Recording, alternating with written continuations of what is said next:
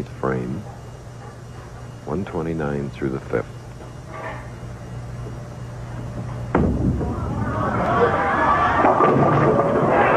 Broke up the split, leaving the 10-pin.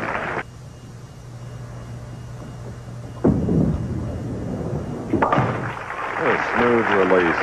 Petroleum Club and host a Champions Banquet tonight, but the way Benoit's going, if Roth doesn't get another strike here, he won't have to worry about that banquet. He has a potential 258, though, 9th frame. Look at that. Bowling immortality. He's only 4 strikes away from his first title and a perfect game.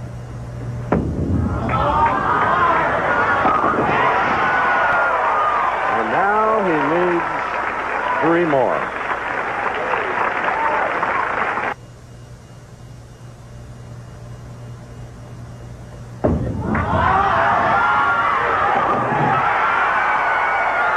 So solid that he needs only 2 more. Though the furrows in his brow are getting deeper, but I think his shot's even getting better, if that's possible. You're absolutely correct, Chris. A lot of people said to me, this young man will choke. I says, don't count out these tough young guys. There's probably been whipped around a schoolyard by some bully sometime, but put a bowling ball in his hand and look out. He's Superman. He's got 10 in a row.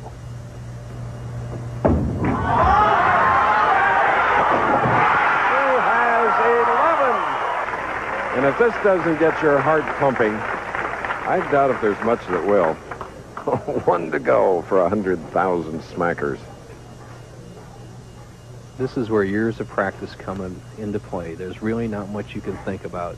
It's all natural ability. Keep your eyes on your target and hope the dear Lord wants you to have it. Here it is.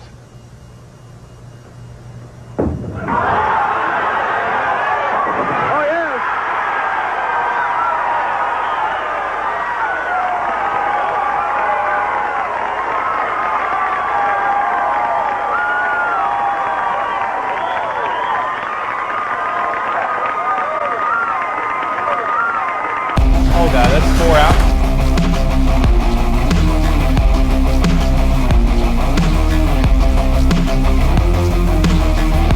If Ronnie Russell would happen to throw a big 4 or some ugly split that he can't convert, Sean Rash still has a chance. 10, that one conventionally struck. And now we have the front 10, so he's moving on, but he can shoot 300.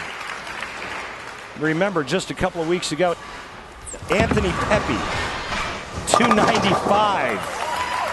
His first time ever on television. Ronnie Russell now has a chance to become the 24th player in PBA history to bowl a perfect game. Front 10, he's already advanced to the title match. And down! It's down, baby! The 10-pin! Russell will have a shot at perfection.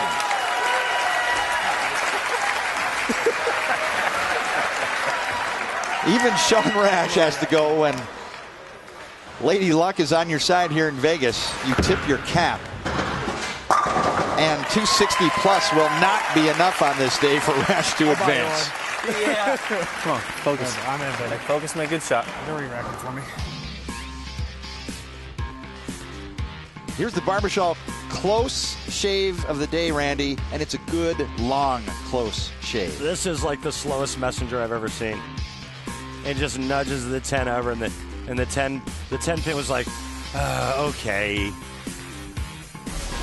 23 have bowled a perfect game on television before. Ronnie Russell can become the 24th.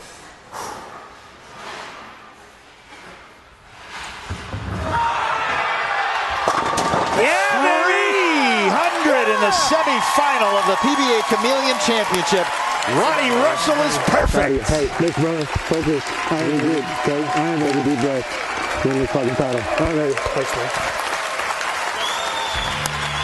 Thanks, David.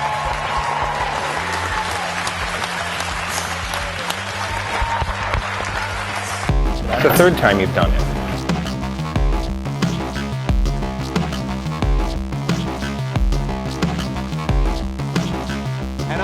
looking to move on to the championship round. And Wiseman, if he strikes out, it would force Miller to get the first strike of the 10th. So very important to strike here on the right-hand lane. He comes in light again, but he splashes the pins around. Wow. And I think what could be happening is the lane oil has a tendency to carry down as the game progresses. Now this ball comes in light, very fortunate. He just sort of tickles him over. You'll see the reaction of a very pleased, thank you, Danny Wiseman. Wiseman may not be able to control his own destiny, but he can certainly put the pressure on Mike Miller. Slower speed left off his hand. Not only doesn't he strike, he leaves the 4, the 6, the 7, and the 10. And now for Danny Wiseman, he could pick two of these up. Dumbass. Pick up 2 of these pins and shoot 267. Mike Miller in pretty good position. Careful. Wiseman sticks at the line. Only gets 1, shoots 266. A fine effort from Danny Wiseman in the shootout round. Here's Tim Chris in the 10th. Come on. Leaves a rocking 10. And for Chris, it'll be no better than 225. And really bowled a good game.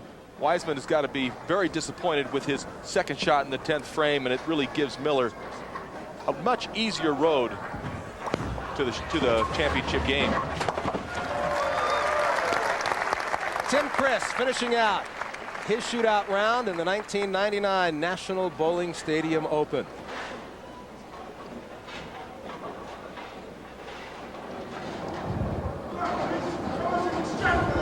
One more shot for Chris.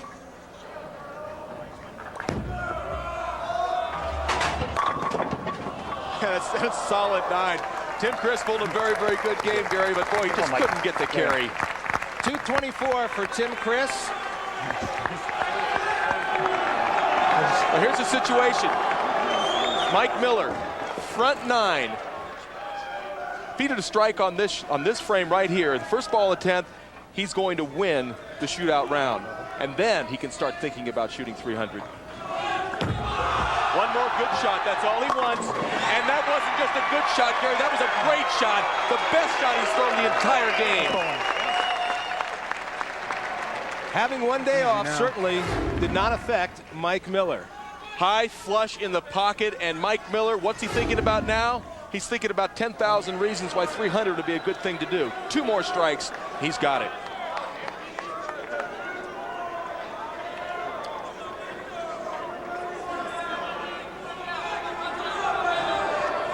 Taking a little extra time.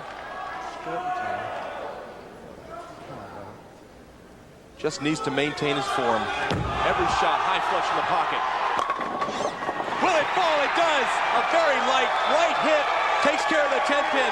Will Mike Miller be the 14th player to shoot 300 on national television? Well, Marshall, the 13th was right here in this house last year. Watch that 10 pin. What a late kick of the 10 off the 6. Right now, he's not sure. Just does knock it down. Last year in the Masters here at the National Bowling Stadium in the shootout round, Parker Bowen III rolled a 300 game. Will we have our second consecutive 300 in 2 years here in Reno?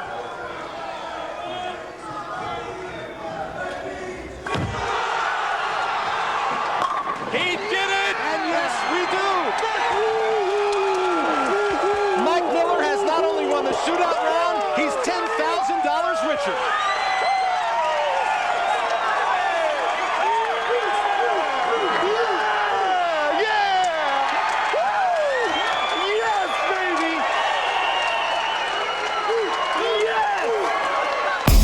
Tied up, folks.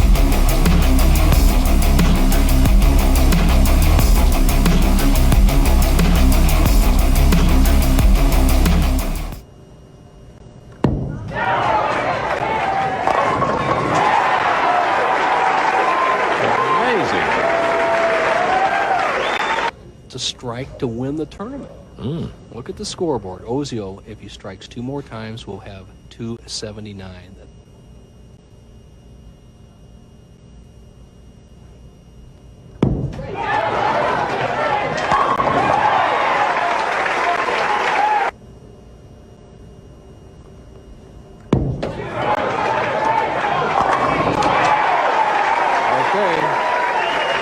279. 236, 239 for this man, David Ozio. Here is the PBA president. Needs a strike to win the tournament. Anything less, we have a tie, a roll-off, or a loss. It's all on this ball. What a competitor. Now, let's get him 2 more, Bo.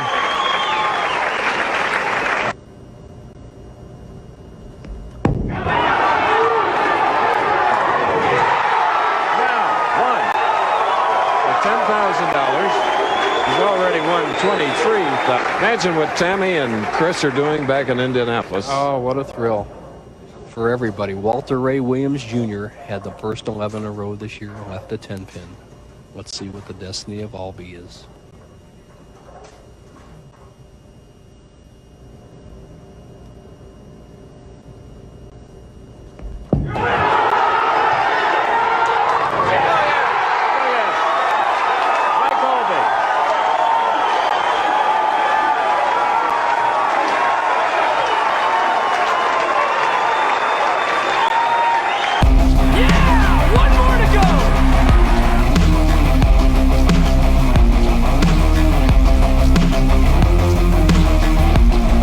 Petraglia out. He knows what he has to do. He has to keep striking, because if Learn doesn't strike in the 10th, Petraglia will win this game still.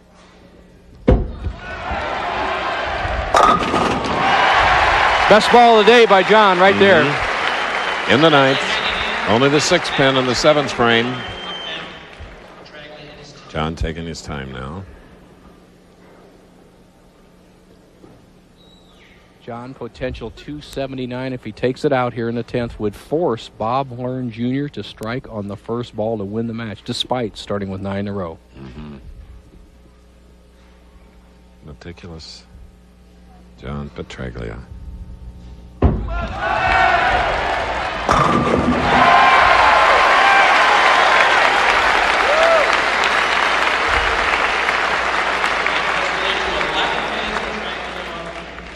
This comes from one of those warm, terrific Eastern families. They always send Easter cards.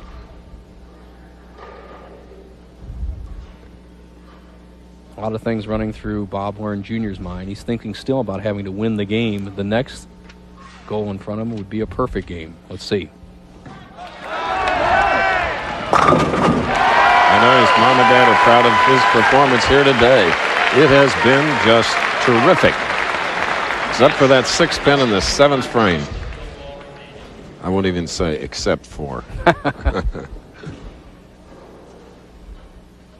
This is great stuff, Bo. Doesn't get any better. Petraglia, potential 279. One more strike would force Learn, who's perfect so far, to strike on the first ball. Here we go.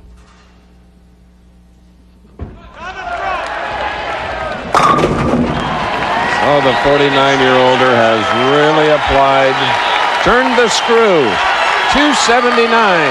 His game is over. Gets a standing ovation. Asks him to be seated because he wants Bob Learn to have every opportunity. Learn must strike on this ball to win the match in regulation.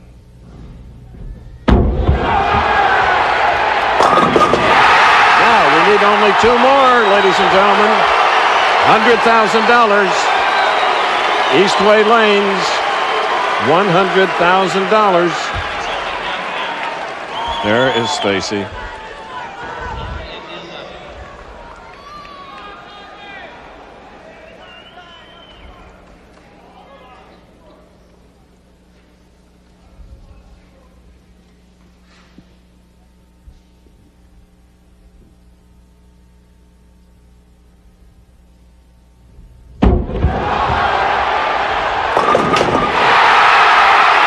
Boy, got a real good break, Chris. Yes, he did. High hit. Got them all. Now he needs 1 more strike. This is something that no matter how long you practice, you can't practice for this.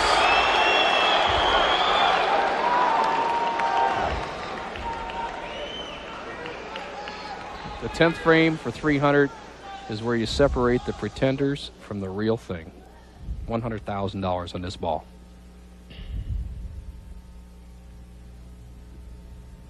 He has just made his 52nd 300 perfect game, but this by far the most valuable. 100,000, ladies and gentlemen. Bob learned it's our 10th 300 game on television. The last was by Johnny Petraglia, his opponent, who shot a 279.